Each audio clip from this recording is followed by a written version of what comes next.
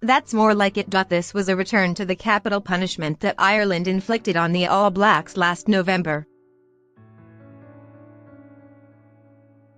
Rugby is a simple game when the basics are mastered, and Ireland were ruthlessly efficient in their work yesterday. They bossed the breakdown and dominated the collisions, and everything fell into place after that.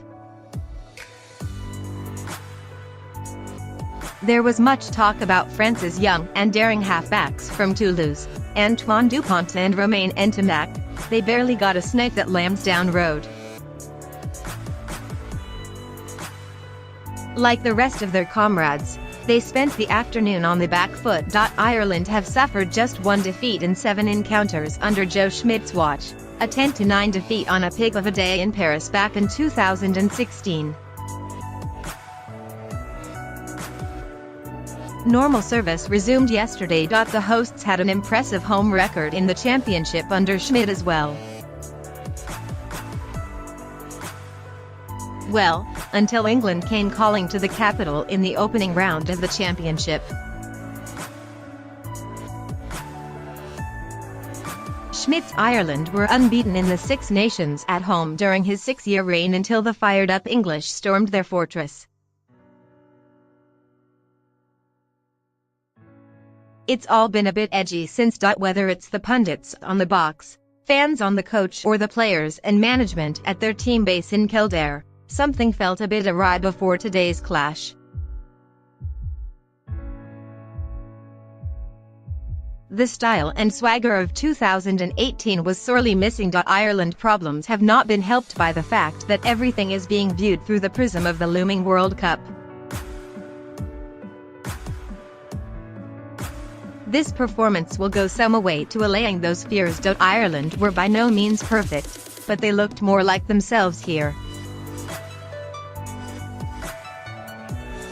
The shaky displays of Sean Cronin and Niall Scannell in Roan merely cemented Rory Best's status as the main man at hooker. Ditto Rob Kearney. What is Ireland's plan if their veteran fullback goes to ground the wake of that potential World Cup quarter-final against the Springboks later this year? We got the chance to find out by default yesterday. Kearney was a late withdrawal due to a tight cap, and Jordan Larmour was thrust into the No. 15 shirt, his first start there since a shaky display against Argentina in November. Larmour would have looked to the skies during the warm-up and let out a little sigh. It was biblical during the pre-match warm-up. We had hailstones and snow before the sun emerged again just before kick-off. Larmour made a good start with a deft kick down the line which forced Damien Penaud to hack the ball into touch. The French would find themselves hemmed in for the duration of a claustrophobic first half. Best burst through for a try from a driving line-out maul to set the tone, and Ireland were up and running. This is what Ireland do best in Dublin. Les Blues were trapped and struggling to wriggle free as waves of Irish carriers battered their defensive line. The hosts enjoyed 88% of the territory after 20 minutes. The French were being forced to make a pile of tackles.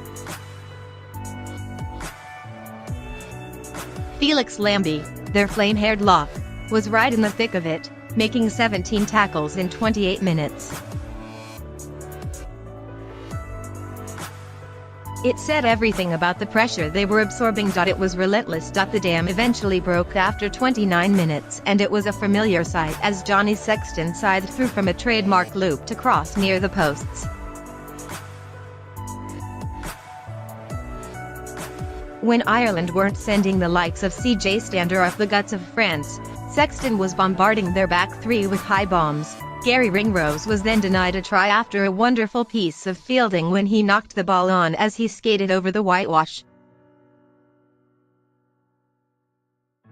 It mattered little as the beleaguered French copped more torture. Once again, they coughed up the ball, and after Tadhg Furlong, James Ryan, and Boundiaki barreled through tired French tacklers, Jack Conan, on for the injured Josh van der Flier, charged through Guillaume Garotto and Antoine Dupont to score. Ireland charged into the sheds with a 19-0 lead, though it was a question when, not if, the bonus point clinching try would arrive as Keith Earls raced away untouched from 40 metres out. It was time to put the top dogs on ice for Wales next Saturday as Conor Murray, Sexton, Best and Furlong all made way for the reinforcements. On came the likes of John Cooney and Jack Carty for some much-needed exposure. Johan Huget and replacement Camille Chatt crossed for late consolation tries, which will annoy Schmidt. Plenty to work on ahead of next Saturday's assignment in Cardiff, where Ireland will look to derail Warren Batland's bid for a Welsh Grand Slam.